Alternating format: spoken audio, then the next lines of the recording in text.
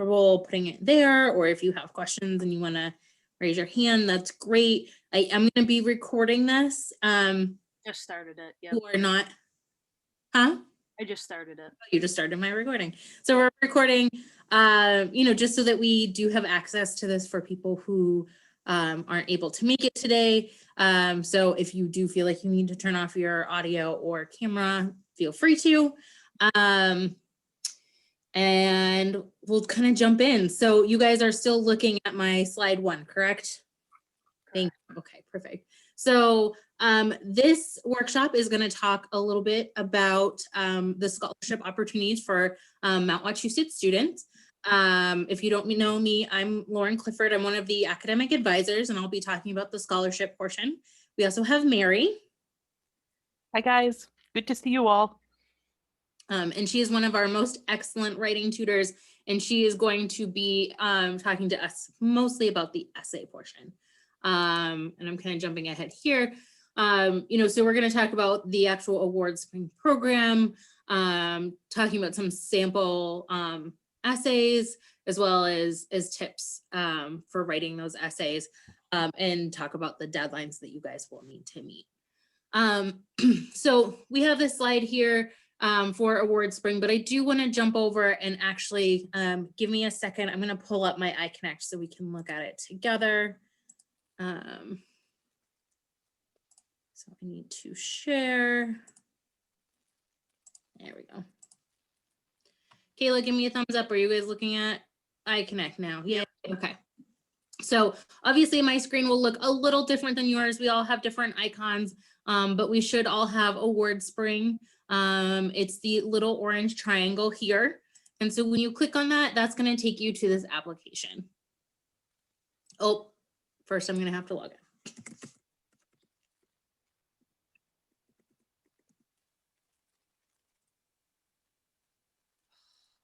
See, it's because I'm being recorded. Yep, it's like the pressure.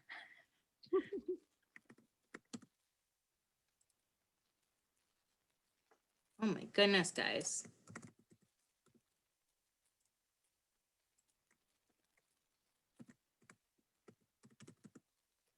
I apologize. I thought I had done all of that before we logged in, so you wouldn't have to sit through that.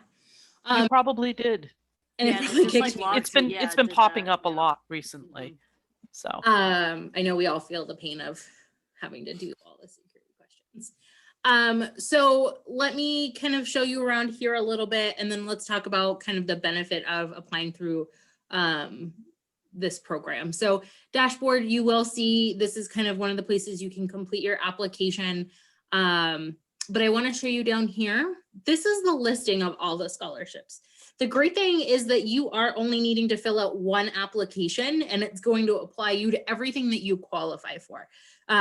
So don't let this overwhelm you in the fact that, oh my gosh, I have to fill it out this many times. No, you're only having once. But sometimes it's kind of cool to actually look through all the different scholarships that are offered. And you can choose it. Let's see, let's pick a random one. It will give you a little bit of details on, who qualifies for that and where is that money coming from. So again, you don't have to read through all of these, but it's kind of nice to know that that's there, and the amount as well.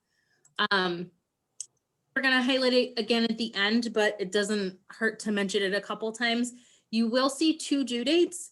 If you are a student that's transferring for next year, March 31st is the deadline that you're going to want to meet. If you're continuing with us, you actually have until May 30th to complete that application. So that's why you're going to see those 2 main deadlines. So take a peek at the actual application. Pretty easy, pretty straightforward. I really like that they've made it pretty easy for you to use. I also like that you don't have to go all the way through it. Sometimes you kind of like to skim the whole application. So here you can see we're in general information, and obviously that's just, phone number, date of birth, address, some other personal questions. But if you want to jump ahead and just see what financial is it going to ask me for, or what are the essay questions? I really love that it does allow you to kind of pop through the whole thing if you're somebody who likes to plan ahead. if you just want to get started, you can always just start from the beginning, and it will save your progress and you're able to go back and work on it because it's already saved through your iConnect, right? You're not having to create a separate account. So that's kind of the just general overview of that. Again, this first section, general information, nothing here is a trick question. What's your zip code? Are you employed? Hopefully those will be nice and easy to answer. Academic information, what degree you're pursuing, how many credits will you earn at the end of the semester. I did have somebody ask about, it'll ask for GPA, and they said, oh, this is my first semester, I don't have a GPA yet. Assuming because it's your first semester, you won't be in the transfer category, and you'll have that later deadline, you should be able to wait until you have your first semester GPA and list that. Mary, for uploading current transcripts, do they? I was going to jump in on that. Oh, perfect. Jump right in. So if you look, you'll see it asks you to upload your current transcript, but then in that sort of lighter gray, it says optional. You do not need to do this. If you chose to upload your transcript for whatever reason, maybe you have super grades, maybe it shows that you've rebounded after a tough semester, switching to online classes or something, you'll need to take a screenshot of it. So you'll need to go into Web Connect and take a screenshot of your transcript, and then you will hit the upload file, select it, and you can upload it.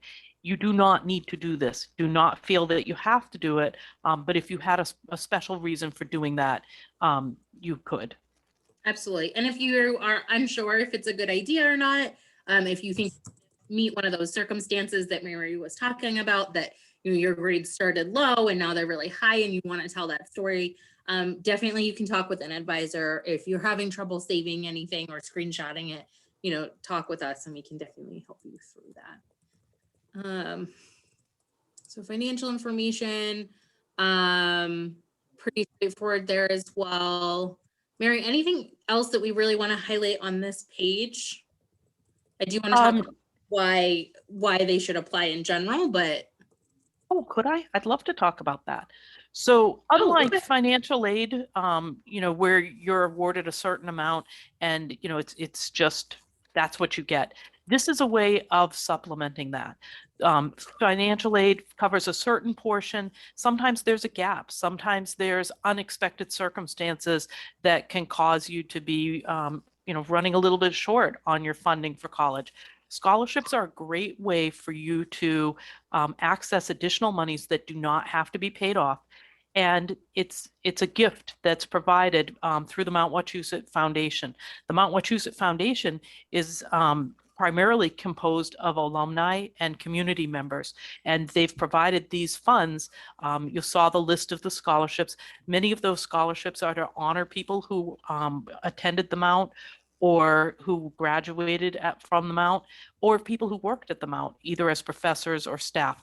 So they've done this to provide monies to help students persist in school. So they do not have to be repaid. There are certain eligibility requirements. You're going to see that with the qualification questions, there may be some things that are related to residency or program, so your major, and it's just a fantastic opportunity. It is a short-term investment of your time to complete this and to work on the essays, but the awards can really make a difference in stretching out your financial aid monies and helping you to meet the needs you have to stay in school. So really, I highly recommend it. The other thing that I want to kind of bring up on that point is that depending on your previous, experience, maybe when or where you went to high school, a lot of I think guidance departments do recommend applying for scholarships at the end of your high school career. And some people had really great success with that. Some people don't. I think of, Dell and Coca-Cola and some of these really big scholarships that, yeah, maybe they're $10,000, but you also have potentially millions of people applying for this, or at least thousands, right? What I want to remind you guys is that this is just for Mount Wachusett students. and your chances are so much higher. And so if you are feeling like, wow, in high school, I put all this time in and I don't feel like I got rewarded for my time with that, I think your percentages and your likelihood, especially if you take the advice of Mary really seriously and really focus on that essay, you have a good chance. So I just don't want you to kind of take that discouragement and feel like this isn't worth it. Again, I think it's a really great opportunity for that.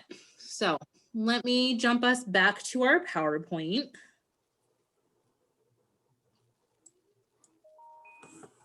Hold on, technical difficulty. I have a question. Absolutely. Uploading the financial aid award, how it's optional, is it kind of like the same thing? It's not absolutely needed to upload that? Yeah, it's the same exact thing. I mean, if there were a special reason that you wanted to highlight that information, if you were going to address it in one of your essays, we're going to talk about those essays in a minute. There's one about challenges and how you've overcome them. If there were still, like, financial constraints and you wanted to illustrate that there was a gap, you could upload it, but it's optional. You do not have to do it. Thank you, Mary. You're welcome. I have a quick question. Absolutely. It asks how many credits we've gotten at MWCC. I have a class that didn't end up fitting my degree that I'm working towards. Do I count those credits as well or no? I would say if they were successfully completed, absolutely. Okay. Thank you. Yeah.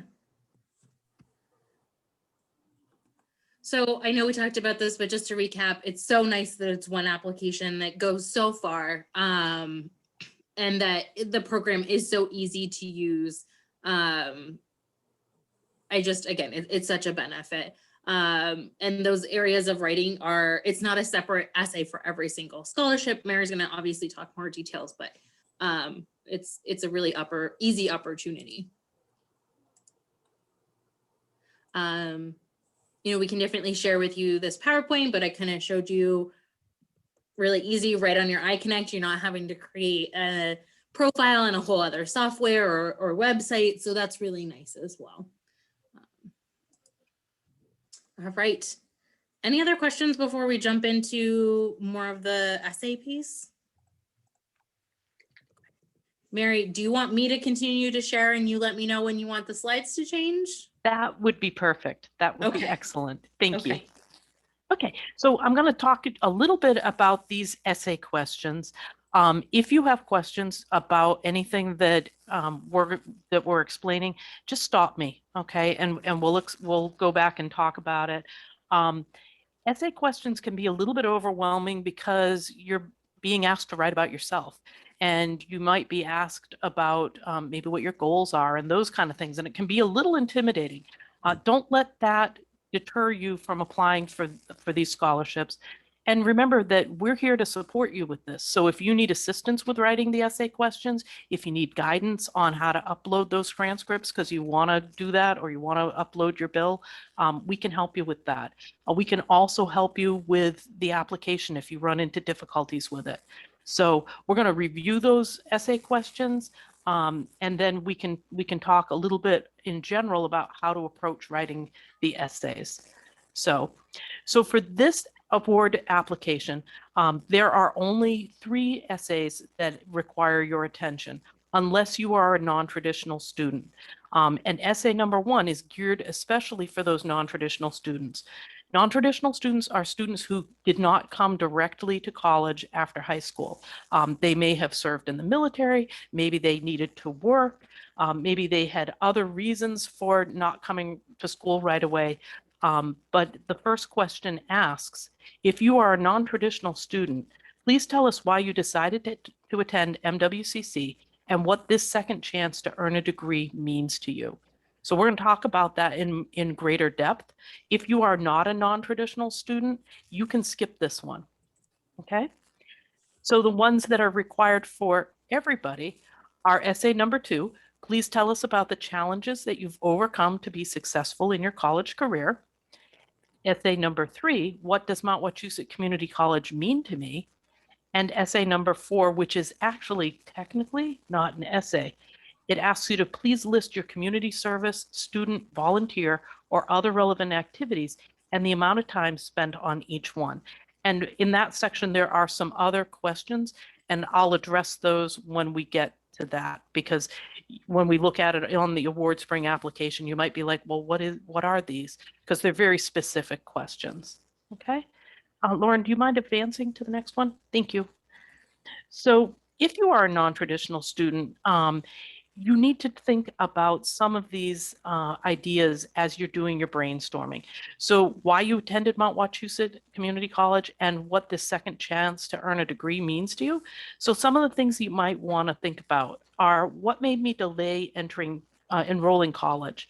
It could be the need to work. It could be military service, family obligations, financial limitations, health reasons, many other reasons. But whatever that was, you can talk about it. Don't tell a big story.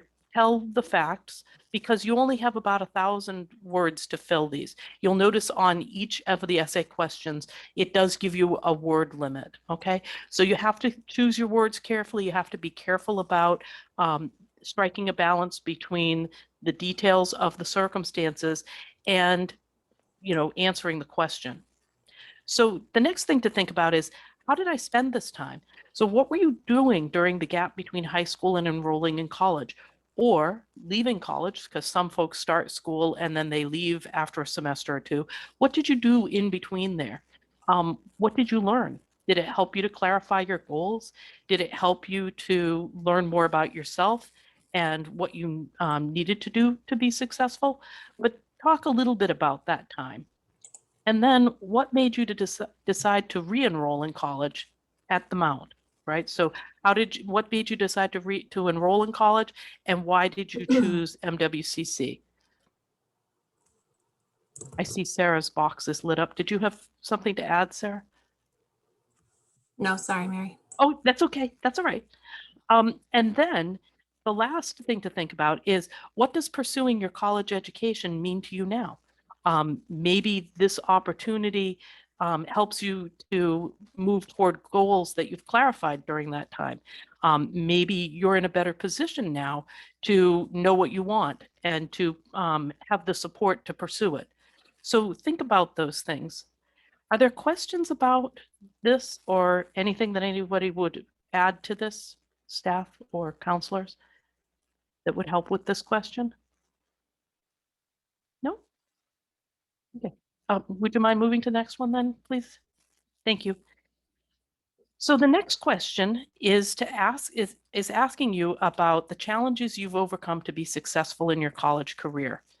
So some of the things that you can consider while you're brainstorming would be, what's presented a challenge to you? And I have some examples here because community colleges serve a very wide range of people. So it could be a family situation. If you're a parent, you might not have had safe, affordable childcare. Or if you're caring for an elderly family member or a family member with health issues. It could be previous educational experiences that maybe were not positive, that shaped your perception of yourself. It could also be that maybe you didn't finish school. Maybe there was a reason why you didn't complete high school or you didn't pursue your GED.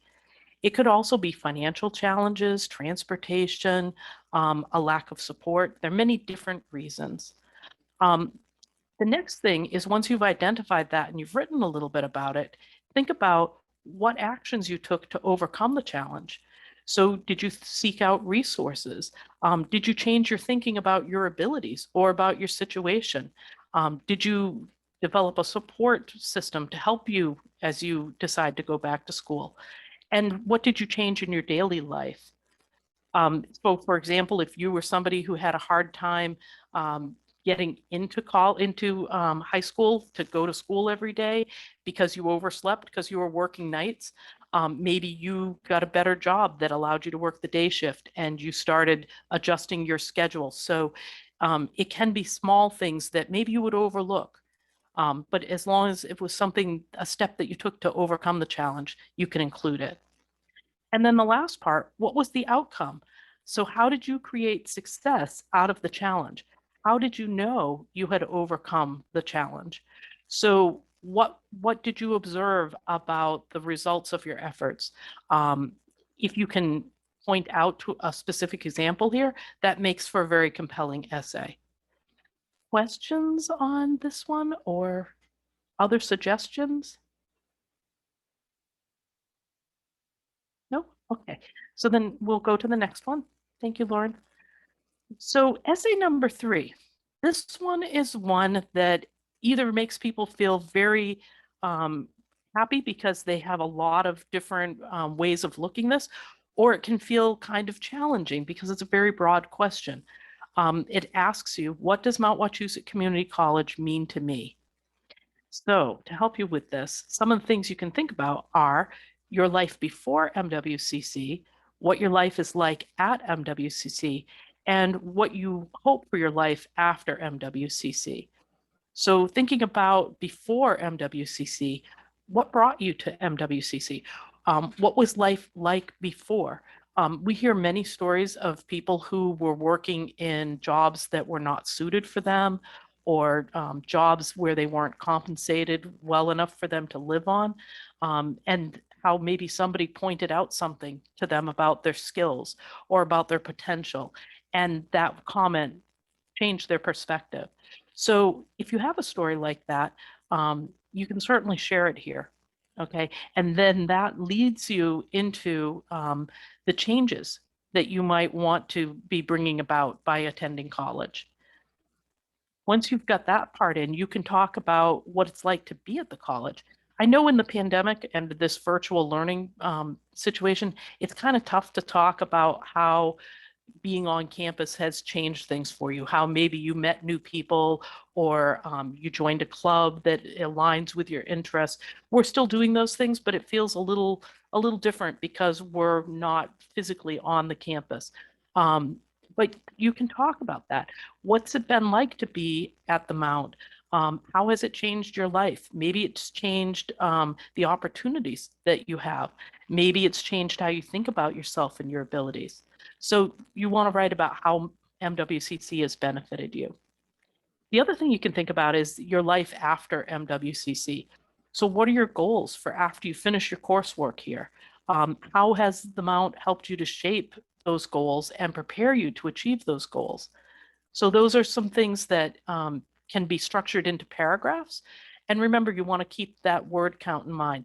It's okay to write a lot and then narrow it down. Okay. Go ahead, Lauren. Mary, I just wanted to say that remember, it is a little bit of quality, not quantity, that Yes. there's real people that are going to be reading all of these.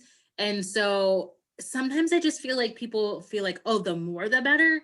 But you really do want to have your story and the important highlights in a different version, so that the reader can really get that feeling without having to read. Right.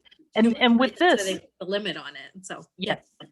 That is why they put the limit on it. Lauren's absolutely correct. These are read by a committee, so you are writing to an audience. And with this essay, you can write a lot and then trim it down so that it follows a nice pattern. It's complete, but it's not overwhelming. Because remember, the scholarship committee is going to read. Hopefully, they'll read lots of these. Hopefully, lots of people apply, right? But we don't want to overwhelm them so that everything starts to look and sound the same.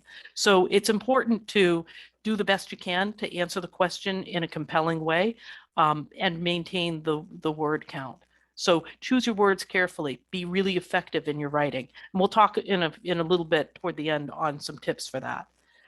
So just a couple of little caveats about this, things to remember. Be specific about what the Mount means to you, but don't sell the college. We have a marketing department and they do a really good job with that. So if you've spent a lot of time at the gym and you write about 3 lines about the swimming pool and how it's an Olympic-sized swimming pool, and it's very clean, and you really have a nice time chatting with the lifeguard, that's not really answering the question. However, if you are going for like a personal training certificate, and that's an important part of your studies, and it's made a difference because you got your water safety instructor certification, that can go in there. Okay, so make it personal. It's about you and your relationship with the college, and how the college has impacted you. The last one, be concise but comprehensive. Avoid telling too much without skipping the important details about yourself and how MWCC has become part of your life. So keep it balanced if you can. Are there questions about this one? Because this one is a little bit, it's trickier. Any ideas on like some of the themes that you might connect to that question?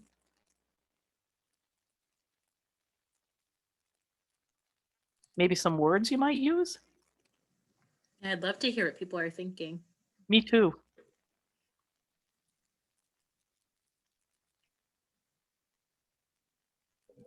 As far as like the part about the community and how it's changed your life and everything, I would say like the Visions group is a big community that's changed my life and my whole path in school. And before I started the Mount, I had no idea what I wanted to do. I knew I wanted to go into biology. I didn't really know what I wanted to do. And I really was hoping that there was a group like Visions and Trio that would help me, you know, find the steps and the skills and find my path and feel support, because as a first generation student, I don't have anyone in my family that went to college or knows the process. So having a group that gets it and is so involved is awesome. And it's really helped me in so many ways. So I would talk about that. That's perfect. That's excellent. Thank you. It's wonderful feedback as a staff person, but it also hits on some of the really big ideas that you might want to include in this. Being a first generation college student, finding a sense of community, finding people who understand and support you.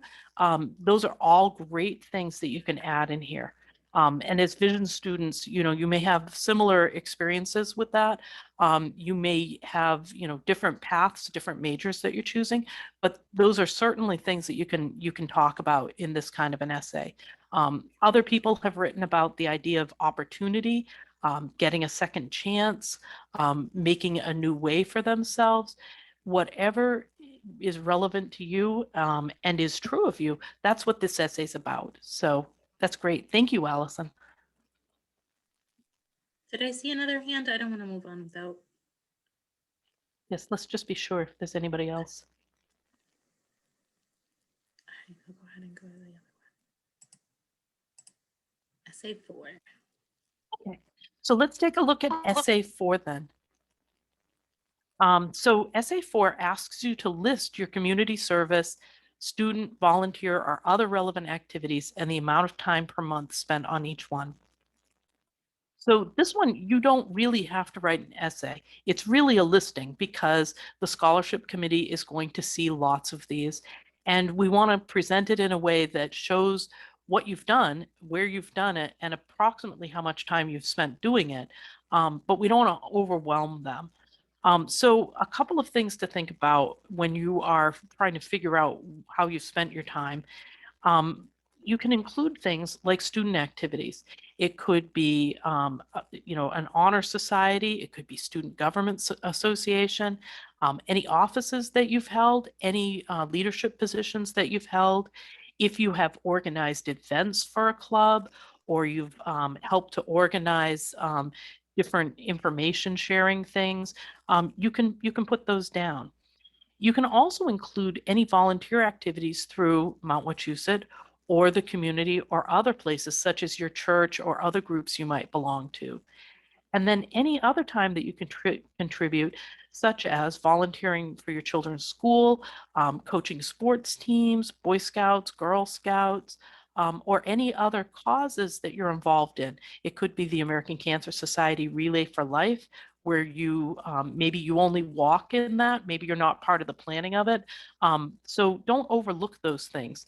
I also have listed things like autism awareness, anything that's related to a cause or something you believe in. So you want to make sure that you're specific about the group, the activities or services you performed, and the amount of time. You might want to consider using a resume format with bulleting, where you list what you did. So you might say volunteer food delivery driver, and maybe you did that for the Council on Aging in your town. And then approximately how much time you spent there. Maybe it's an hour a week, so it's 4 hours a month. Maybe you volunteer for your local farmers market or something, and you direct people to parking spaces. So you just want to put that information there. And then again, make sure that you don't overlook places where you've contributed time. It could be one-time volunteer activities or things that you do that maybe you're not looking at them as volunteer activities, but they definitely are. Okay. So in this question, underneath, when we look at the application itself, there are two other follow-up questions. One is if you have worked for the Mount Observer, the school newspaper, and the other one is if you have served as the student body trustee on the Board of Trustees. Those are specific to specific scholarships. So if you have not served on those things, don't worry about it. You just simply click on yes or no, and don't feel like that takes anything away. It's just part of the identification process. Questions on this? Any questions on like volunteer activities or what they might be? Sherry, Yes. is that a question? Yeah. So, like, does it matter like the time that you did it? Like, should we put ones that are older? I would try to well? keep them within the last like couple of years. You know, if you're coming out of high school directly into the college and this is your first full year at the Mount, you might have a lot of things from college, from high school, and not that many from college because we're in this, you know, virtual atmosphere. So use your better judgment on it. I wouldn't go back more than maybe a couple of years. Other staff, do you agree with me? Does that sound right? Yeah. No, I was just asking because there's a program that I volunteer for, but due to the pandemic, they haven't really been running. But obviously, like I haven't done it in like a year. About a year, yeah. Yeah, I think it's absolutely fine to include things that you've done previously. And you may put a little note that says, you know, this activity was suspended due to COVID restrictions or whatever. I think that's fine. And remember, there is a scholarship committee that's going to be reading this. It's not like it's going through, you know, just a computer program and they see yes or no. You know, there will be real people reading it. I agree. I was going to reiterate a lot of that, Mary. I think exactly that some of our new students might want to know if this is their first semester, you know, a year or so back is fine. And I think that's a great idea to put a note if something has ended or is suspended just because of COVID, you know, especially if you plan to return, you know, once it starts up again. I think that's a great point. Right. And the scholarship committee is aware that things have changed. The opportunities that we, you know, normally would have don't always translate to the virtual setting. So they'll understand that. You know, I think the note helps to kind of place it a little bit. You know, it's not like you just quit. You know, Right. The opportunity was affected by the pandemic. So, okay. So other questions on this or observations about this? Can we go to the next slide then, Lauren? Yeah, absolutely. Thank you. So next we have the dates, which I know we talked briefly about. Yeah. So March 31st for transfer students. I know that seems like it's not that far away, or that it's too far away, but just mark that down. If you're transferring, you want to be sure that you get that information in, that application submitted, because these are awarded typically early on. So even if you're not sure where you're going to school, if you're transferring, make sure that you complete this and have it submitted by the 31st. And then for all other continuing students, the deadline is May 30th. Pardon me, May 30th. Okay. So maybe put a little reminder on your calendar a couple of weeks ahead of that, you know, double check to be sure that that application is complete and submitted.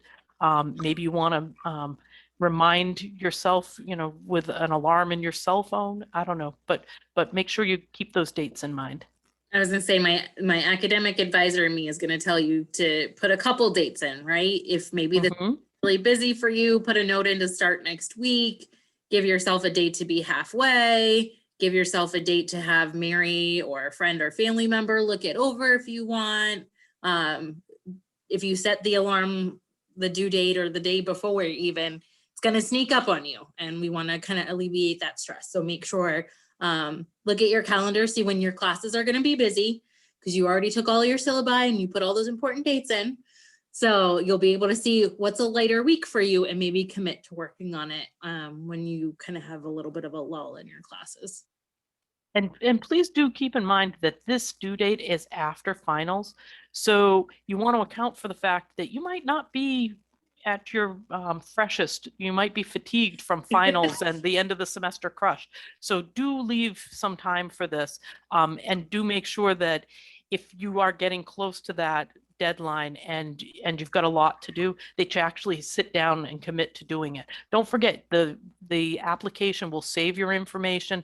So if you can't finish it all in one setting, do as much as you can and get some help with maybe the essays or a question that's been kind of giving you pushback, and then come back to it. Okay? And Mary, I don't want to steal your thunder. I don't know if you're going to say this No, later. please. Even though it saves on the application, it does not hurt to do the essay portion in a Word document where it's safe, or Google Docs or wherever it's good for you.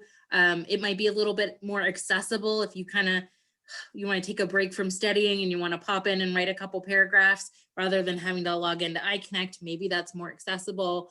From the tutoring point of view, it makes it a lot easier if you create your essays either in Word or Google Docs, and we can review them together. It's a lot easier for editing. It's a lot more secure because you are not opening up the application and us looking at it together and then things changing because you didn't save it or whatever. So, definitely follow that advice, Word or Google Docs, and then you can upload it or you can copy and paste it in. Definitely. You never know when you're going to want to use the same information again, whether it's, using this for next year's scholarship and building off of it, whether it's taking that listing of activities and building it into your resume later, another application, something like that. I can tell you so many times in my life, I'm like, I think I already wrote this, but I kind of pasted it right into the page or the application, and you wish you had record of that so you could start from it instead of having to start from scratch. So again, I just highly recommend saving it someplace that, not just for this, but in future years, you might want to come back to it. Definitely. Yep. Very, very good advice. Okay, so we're going to move on to some general tips for writing scholarship essays. It's a very short do and don't list. Please remember, you're using the same kind of writing process that you're going to use for any of your essays for academic classes. So brainstorming, getting the ideas out, using some of those questions that we just reviewed for each essay, writing a list or beginning some rough draft kind of activities, and then letting it sit and reviewing it, maybe getting some feedback on it. I really do encourage you to get feedback on it. And then reviewing it a couple more times to make sure that you've met the word count, not exceeded the word count, and that things are, punctuated, spelled properly, that you've got good word choice, that it's really polished and it represents good, solid work on your part. So if we can go down to the next slide, we'll just take a quick review of some of these do's and don'ts. Some of them are very simple. Some of them, you might be like, oh yeah, that's a good idea. And maybe you have things to add. So at the end, if there's something you'd like to add to it, please let me know. So the first do, make sure that you read all the essay questions closely and that you follow all the directions carefully. This is really geared toward making sure that you are answering the questions fully and that you're not exceeding the word count. Okay. The next one, make sure you take time to brainstorm your ideas. With some of these questions, like what does Mount Wachusett mean to me? Brainstorming is where you're going to get a lot of material to work with.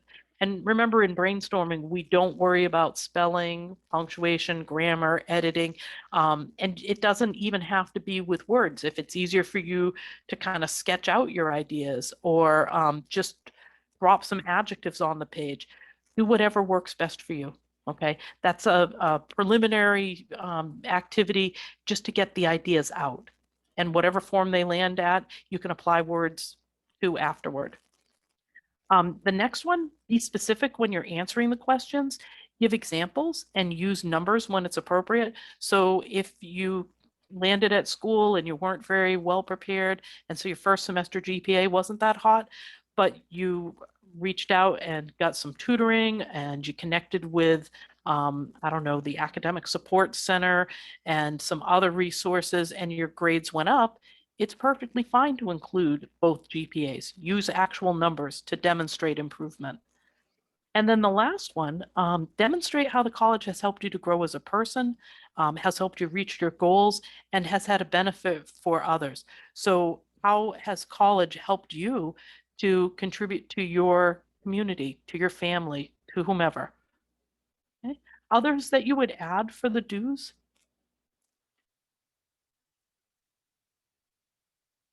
No? Okay. All right, and then for the don'ts, do not overlook important directions, especially around formatting or word limit. Okay, so be careful about those. It's easy to kind of get your attention diverted by trying to answer a challenging question or feeling uncertain about it. So make sure that you do go back and check to be sure that you followed all the directions before you submit it. Don't forget to leave yourself enough time to write an effective essay and to complete the scholarship application. As Lauren said, set several different due dates for different portions of this. The next one, don't generalize or use cliches. Be as specific as you can. Try to be as original as you can. That's where the effectiveness comes in your writing.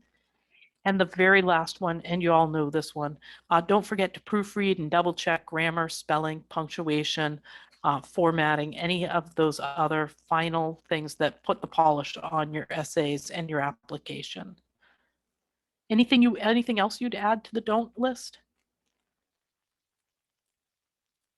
Don't procrastinate. Right. That's a good one. And I love the point of just, making that brainstorming list. Sometimes, I feel overwhelmed by having to sit down and write something so big.